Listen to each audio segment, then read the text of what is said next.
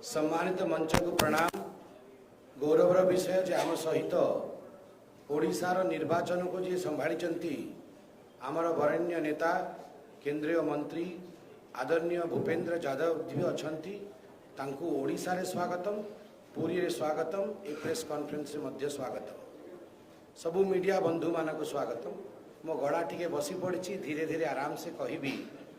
कालिया रंग भी टे लगी आप देखुं आम सब फिल्ड रहीकि खरा वर्षा रे कटुचु, तो स्वाभाविक भाव आज गड़ा धीरे धीरे चलो किंतु काम जोर जोर चलती।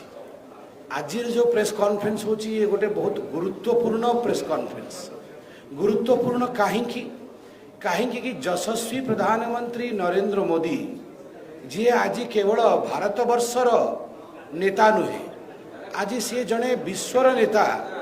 समग्र विश्व प्रधानमंत्री नरेंद्र मोदी को मानुची, तांको कथा शुणुची, तांको आदर करुची। भारत को गोटे नुआ आयाम देवार काम प्रधानमंत्री नरेंद्र मोदी करिसेंती। से यशस्वी प्रधानमंत्री अनेक वर्ष परे पुरी रे तांकर आगमन होउची एवं पुरी रे महाप्रभु जगन्नाथंकर से दर्शन करिवे। पुरी रे पवित्र भूमि रे सी भारतीय जनता पार्टी पाई रोड शो मध्य करिवे। सर्वप्रथमे मु मन पकई दिए, काली सोमवार 20 तारीख सकाळ 7टा बेले तार ठीक पूर्वरु प्रधानमंत्री नरेंद्र मोदी आगमन हब। 7टा बेले से मंदिर दर्शन पे प्रथमे पहुँचे।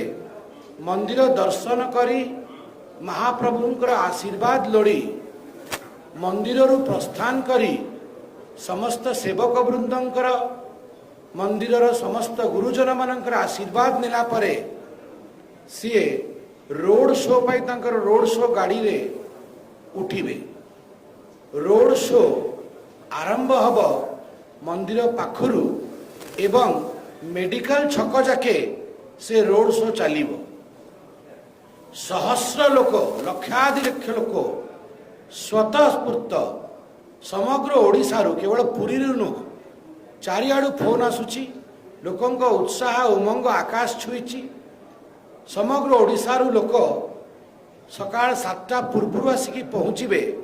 आ जहाँ मोदी कहिचंती मैं भी मोदी का परिवार, जहाँ आमे सब मोदी को कहिचु कि आमे सब आपणक परिवार, तांको स्वजनक सांगरे मोदी सांगरे, मोदी तांको स्वजनक सांगरे महाप्रभु दर्शन एवं परस्पर आलिंगन ये रोड शो माध्यम चलिबो। ये गोटे साधारण रोड शो नुह, ये रोड शो पुरुषोत्तम क्षेत्र रे होची। समग्र भारत वर्ष रे मोदी अनेक रोड शो होईची, किंतु निजे तांकर ऑफिस कहूची कि एमितिया रोड शो कोठी आ पूर्व आमे करनथिबु। महाप्रभुंक चक्षु देखुथिब, नीलचक्र देखुथिब, महाप्रभुंक बाना उड़ुथिब। से छाई रे जो रोड शो करिवे मोदी, से मोदी पई गोटे बहुत बड़ा आशीर्वाद, ओडिशा पई आशीर्वाद, भारत वर्ष पई भी एक इतिहास सृष्टि करिवो। लक्षाधिलक्ष लोक मोदी को आशीर्वाद दबा पई, तांको देखिबा पई आसीबे। केबे भी आपण समस्ते गणमाध्यम बंधु माने आपण मोदी अनेक रोड शो कवर करूचंती। केबे भी सकाळ 6टा बेले 7टा बेले मोदी रोड शो आपण देखि नथिबे। भारत वर्ष रे कोठी सकाळ 6टा बेले 7टा बेले मोदी रोड शो होइनी, किंतु मोदी से सम्मान अछि महाप्रभुंक प्रति, से भक्त महाप्रभुंकर, सेतिपई से निष्पत्ति नैचंती। सर्वप्रथमे उचित समय रे सकाळ सकाळ प्रातः काल मु प्रभुंका आशीर्वाद नेबी, महाप्रभुंकर आशीर्वाद नेबी, चकाडोळांकर आशीर्वाद नेबी, तापरे मु रोड शो आरंभ करिबी। सेथिपई प्रातः काळर रोड शो ये रहिबो। आज मु भूपेन्द्र यादव जी अछंती, आमर सर्वोच्च नेतागण पूरा ओडिशारू एवं भारतरू समस्त को निवेदन करिबु, आसंतु श्रृंखलाबद्ध तरीका रे आमे समस्ते ए असाधारण रोड शो रे आमे सब मोदी परिवार रो हिस्सा आमे आसिकी मोदी जी सांगरे छिड़ा हवा।